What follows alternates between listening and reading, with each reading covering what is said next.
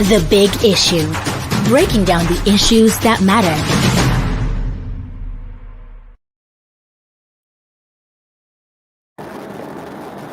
Hello, listener. Welcome to Leadership Podcast. And it is yet another edition of Big Issue. My name is George Agba, your anchor of the program. And of course, as usual, our in-house analysts are here. Together, we're going to dissect and analyze and discuss the big issues of the day. With me here is David Taka. Good afternoon and welcome. And Chibuzo Ukaibe. Good afternoon. You're all welcome to the program. And of course, before we delve into the big issue, let's first of all let's look at one other trending issue that's making the wave now. And of course, it's the trial of the leader of indigenous people of Biafra, Nnamdi Kanu. Nnamdi Kanu's trial resumed in court today at the Federal High Court, Abuja. And the trial started without him appearing in court. And of course, his inability to show up in court stalled the trial. Of course, the judge adjourned the matter to October 21, meaning that they are going to be cooling their heels in custody for the next 3 months. Chibuzo, what do you think about this kind of situation? Kanu trial starting without him in court. Thank you again for the opportunity. I think it's important to clarify, that he was, there was a way you put it, that his inability to be in court. The DSS should be able to explain why he was not able to come to the court. Because it is very, very, you know what I'm saying is that it's very, very unusual that they're going to try you, and then they expected that you'll be in court to face your trial, and then all we could see is that the lawyers will appear and you are nowhere. That is what I'm saying. The DSS should be in a better position to explain why Kanu couldn't make it to the court. Because this was a case that was scheduled to hold today. It was not a hidden thing that they were going to have this trial today. So it's interesting that when all of the processes have almost gone full circle, all of a sudden the chief person in none of the legal fireworks was not presented. So I think it calls for serious concern because of the interpretation that would have and because of the ripple effect it could have.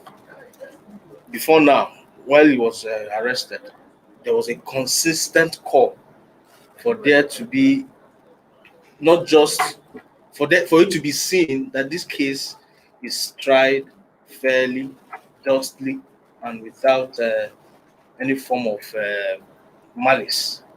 But from the goings on, one could only wish that things could be done better.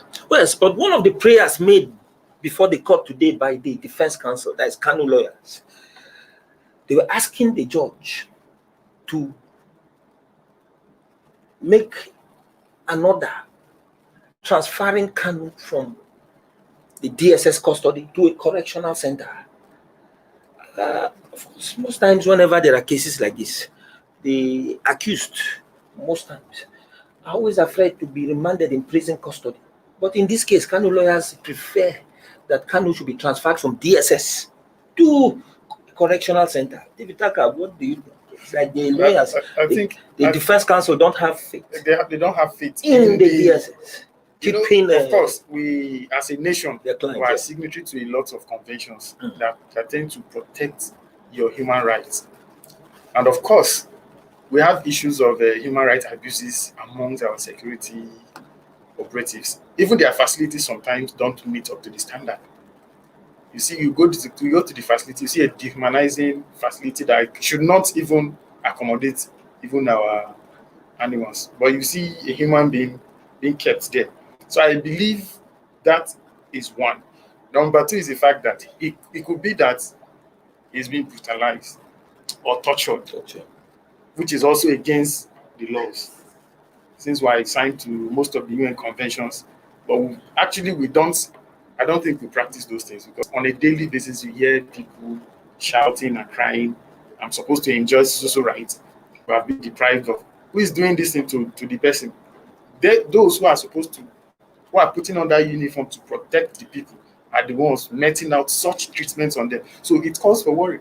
But most Nigerians are even saying that for the fact that they could not produce him in court today, and then the long adjournment to October, appears as if the federal government is just actually interested in detaining Kanu only, and they're not ready to try his case and come up with and ensure that justice is done. As a Nigerian, yes. I want that question to go to the DSS. He's in their custody. If you want to try somebody, it's not that he's coming from his house to appear in the court. He's with you. Since he's not there, what are they going to tell Nigerians? They're in a better position, like Chibuza said, they're in a better position to tell us what happened, why he was not there. Was it health-wise or what? We should know. He has the right. You can't try somebody in his absence unless the person refuses to appear before the court. Well, the story in that regard is still unfolding, but for now, let's go to the big issue of the day. And of course, the big issue of the day is the arrival last week of the much expected 6 A-29 Super Tucano jets, the first batch of 12 ordered by the federal government from the United States. Of course, with the arrival of this jet, there was a ray of hope within the security cycle, especially the military, that the fighter planes will help in ending the killings, abductions orchestrated by bandits, insurgents like Boko Haram and what have you, kidnappers and the headsmen. Now, most Nigerians, especially some security experts, are of the opinion that that alone cannot end the fight against terror in the country. That it requires a long-term approach, a long-term solution to this, like tackling the issue of amajiri, out of school children, and we talk of the unemployment rate in the country, the rate of poverty in the country. David, still on you. Do you believe that these Super Tucano jets are capable of crushing the terror groups that are causing mayhem in this country? Guns don't end war. That's one thing I know for a fact. It is not the aircraft, neither the guns. We may have the most sophisticated weapons today, but still have these issues. First of all, we need to go back to the drawing board. We were not a society that was known for all these things. What went wrong? At what point? We should start from there. Yes, it is an interesting fact that the aircraft go a long way in tackling some of the adversaries. But that is on the surface. It is not addressing issues that first of all brought about those things. There are issues, people have been talking and raising those issues. Most of the bandits, like they said, they don't really have the Western education that should gain them that employment, the white collar job that we talk about. So we blame unemployment for those things, accepted, but there are a lot of moral decadence in the society. We don't have value for human life in this country. So we need to go back and start from those things. The aircraft may come and destroy, but that will not end the issues of banditry, kidnapping, even the herdsmen. The herdsmen were here, but they were not attacking people. So what went wrong? So the government and every other person has to wake up and say, this is what is going on. The aircraft, marvelous. It carries a lot of weapons, precision-guided munitions, which is an interesting aspect. It's a light attack aircraft, can move fast, of course, it was designed to take care of counterinsurgency and other attacks. But this alone cannot do that. As an aircraft operator, you want to go and launch attack in maybe a place like Zamfara. Of course, the community. How sure are you that everybody around that place are bandits? Well, the 6 fighter planes, with the arrival, they say we are recording what we have on ground now is 32 of these planes, but under the present administration of President Muhammadu Buhari. Then when you talk of 30, I mean, we were saying that there were about 26 on ground before this Super Tucano jet came. But I think these jets, the arrival, they raised some kind of hope among military cycles. What is so special about this jet? What are those features that make the jet unique? These other aircraft, initially, most of the aircraft we're talking about, the ones you hear, we've acquired a number of aircraft, it has landed. The same aircraft will have to go through certain, they've bought it, but it was not really designed for this purpose. Okay. So they will now undergo transformation they will start arming those aircraft. And of course, this is not a factory fitted weapon.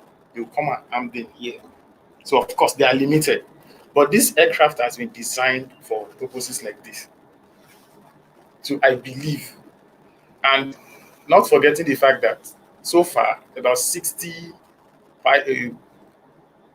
NAV personnel have been trained on the aircraft. They've been there all the while. Since the aircraft was paid for, part of the agreement was that they would train people that will man the aircraft. So 60 of them left Nigeria for the US. The 60 comprises of pilots, technicians, and other specialties that will man. Of course, before you go for any mission, you need people from the armament department that will come and arm. Sorry to cut you short. Now, what you're saying is that the effectiveness, the capacity of these jets to do what is expected of it depends on the manning of this equipment. Of course, like the popular top military officers will always tell you, it is not the gun that fights, it is the individual behind the gun. But the individual alone cannot deliver what he's supposed to do. So of course, he needs the gun to do the job. But of course, you need to marry the two together. You have a good gun that has a lot of capacity. If you don't have the skills to use those weapons, they are still useless. So your gun is with you, but you still need the skills, which is why the military has so much interest in capacity building. Well, Chibuzo, you've heard what Taka has said, that the jets, notwithstanding, we lack skillful security personnel to handle them, and if it is not properly handled, it will still be useless. Well, I think I learned that before the jets arrived, they had even trained pilots to handle these jets. The pilots that were trained, let me see, throw back this to you, Zaka. Those pilots, are you really sure that the kind of training they receive, they're capable to handle these jets in Nigeria? Nigerians we have one of the best when it comes. We have the best hands. Most times, where we lack is the environment and the political will to actually go after the people who are causing the mayhem. There are times you talk to some security operatives and they will be like, this thing, we lack the will. The politicians are not ready for this thing. Mind you, there are times we had cases of some people being complicit in the whole thing. We hear so person is involved in so crime, but they are never brought to justice. So if you want all these things to end, we must leave politics, leave sentiments. We must detach ourselves from our sectional interest and come to terms with the fact that anything that happens to one part of the country happens to all of us. The military personnel, be it whatever religion or region you come from, what runs through your blood, your bloodstream, is not water. The same color of your blood is the same color of any other person that comes from any part of the world. So you trying to defend somebody because you practice the same faith or you're from the same region that is doing evil, it will not help you. At the end, it will come back to you and it will bounce back and it will hurt you, because at that point, maybe there will be nobody to protect you. So the political will is very important. The traditional rulers, in fact, everybody must come together. But the military, they have a lot of work to do to win the trust of the common man so that they can speak to them, give them information. Okay, listener, let's just quickly take a short break and we'll be back.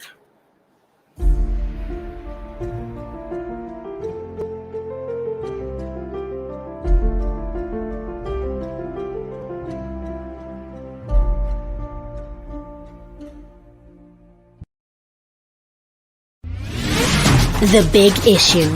Breaking down the issues that matter.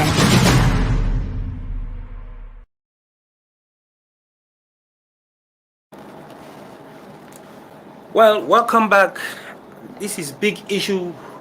And of course, the topic for today is the arrival of the A-29 Super Tucano fighter jets. Will the arrival of this jet change or boost the war against terror? Of course, that is what we are trying to interrogate here. And just like we're saying, Chibuzo, see, the Taka spoke about the lack of political will to really fight terror in the country. And of course, we've had situations where most residents of communities will always come out to say that at a time of attack, at the point of attack, even soldiers on ground at checkpoint would suddenly disappear, as if they earlier knew that the enemies were coming. What would you say in this regard? Sabotage. Who could actually be sabotaging the war against insecurity in the country? Well, I think it's obvious. Whoever has capacity to sabotage has to be somebody high up in the system. For somebody to sabotage and get away with it, as we have, tend to see, it shows that the person has a great measure of influence within the system. And I think that is why when you hear experts talk, and I think Mr. David Taka did point to that it's not enough to have the Tucano jets. And it's also not enough to have goodwill or political will. It's about having a clear idea on how they want to go about this and what they actually have in mind about Nigeria going forward. Because I think it's becoming increasingly obvious that if what we face today, the staccato security threats that we have all over the place, not just in the Northeast, everywhere, is not checked as soon as possible, then it's going to, what we have is going to explode into a much more bigger crisis. Just recently, Global Rights, a rights group, of course, said between January and June this year alone, over 3,000 people were killed. 3,000 between January and June, 3,000 were killed from banditry operations, mainly from banditry operations. So you can imagine the magnitude of what we are having to deal with. And so if the Tucano jets come, we would expect that, of course, naturally, the expectation is that it will help, to push back, or if not, eliminate these terror groups. But when that happens, are we beginning to properly assess why we got to this place in the first instance? Because we really need to go back and do a proper strategizing on not just the elimination of these bandits. How do we stop things like this from happening in future? We should start having that discussion now. Because the way it's going, you might just be doing the mop-up thing. And when you mop up, you mop this set of bandits, and it goes. And then nothing concrete is done to ensure that we don't fall into this cycle all over again. So David Tucker actually pointed out, unemployment has to be looked at. The level of unemployment has to be looked at. But I think much more is the need to ensure that education, massive education, should be looked at across the country. it is for the failing of that I think we are where we are today. If the quality of education is improved and increased and mobilized holistically, I think it will empower people to have the necessary tools to fend for themselves. And when that happens, you get them occupied and engaged, such that they begin to think of ways to use their intellect and other skills to get themselves engaged and fend off these elements from exploiting them for devious purposes.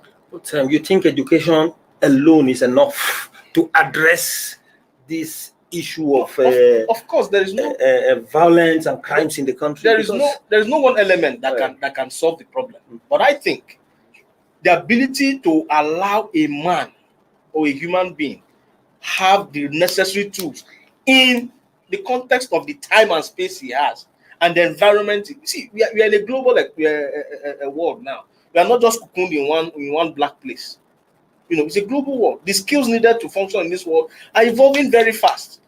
And if our youthful population are not equipped enough to compete favorably in that space, it becomes a problem. But if they are equipped and the jobs are not available, for instance, I could remember this an issue where somebody said some graduates, yes, a graduate had to return back to the school he graduated from to return their certificate, saying it is useless because he can't use it to get a job.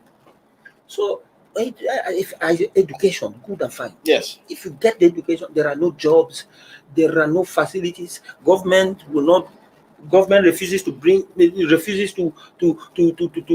engage the youth and then provide certain intervention to actually better the lot of the common man. Education, I think, is enough to. That's why I ask you this question. Like I said earlier, there is no one step that can, serve as a one-size-fits all. But what I think, of course, there's a need for government to create the enabling environment. That's all government. In most countries, in most developed countries, you have less of government intervention in business. All the government needs to do is create the enabling environment and allow their citizens to explore and grow and express themselves fully. And that is where education comes in. Well, of course, we're talking of the long-term panache for ending insecurity, killings, and banditry. Absolutely. But let's go back to these jets. Experts blame the downing of an Alpha jet last week by Boko Haram insurgents on the lack of capacity of this jet to be able to do what it was sent to do. That the jet lacks the capacity for an unconventional war like insurgency.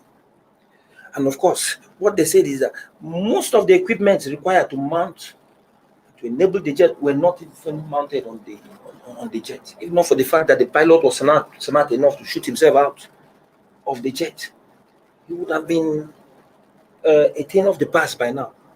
But due to his smartness, he was able to escape, and then the jet crashed. That brings us to a question. That means the equipment, most of the military equipment we have in this country had been outdated.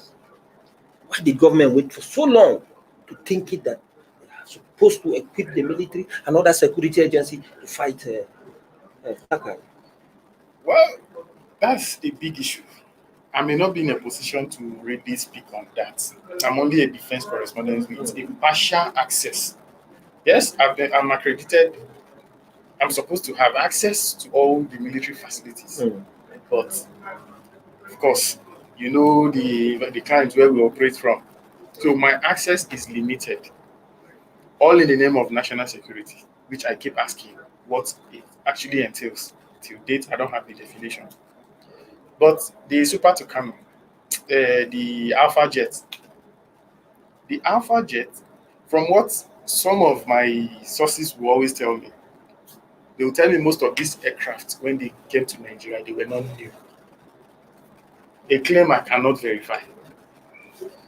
First of all, raised an issue that most of these aircraft, when they get to Nigeria, they undergo a let's say transformation. That's when they start arming them. So they were not actually meant for an operation like this. So you brought them to Nigeria.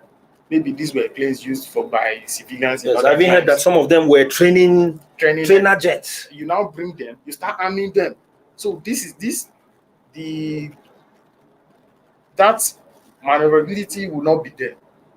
There's a limit to what the aircraft can do. But the guys on ground, they have AAs, they have the anti-aircraft that can actually bring down that aircraft if you come to a certain level where they can. Those guys have missiles. My interaction with soldiers in the Northeast, they will tell you those guys don't mind launching their RPG on you as an individual. And you know what that means? A soldier will not use an anti-aircraft on you as an individual, but they do. The Boko Haram, the bandits, of course, if they have an opportunity, they don't mind. And looking at the size of the bullets, you know when it gets to the body of an individual, you see the damage is quite massive. There are laws that regulate armed conflicts, but those guys don't even believe in those things, and they are faceless. I don't think the international community is even aware of them, that they can actually bring them and say, why did you do this, why did you do that? But the military, the moment they drop these things, the rights organizations will start questioning, send reports, and of course, they'll start looking at why you're not supposed to use this kind of thing. So the aircraft that was shot down, I'm not privy to that information. I don't know why it was shot down and how it was shot, because that aircraft, from what I've read so far, is supposed to fly at an altitude of about 50,000. So I'm wondering the kind of from what we heard was that used to bring it down.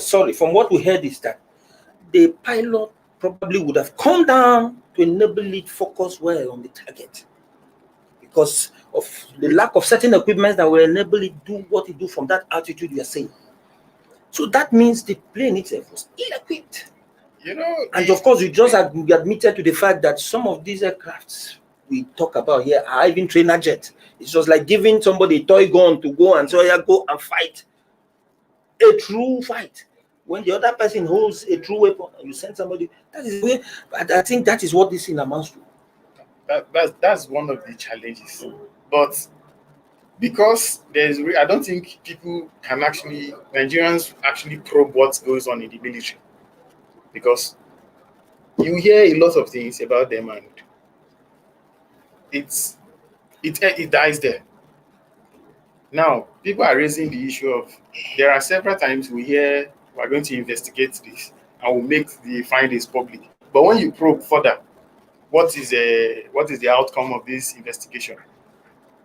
They will tell you for national security reasons, they will not tell you. Well, okay, listener, this is the much we can take on the big issue, the arrival of the Super Tucano jet and how it can be able to aid the fight against terror. I think this one will take care of all the other in the country. The gap.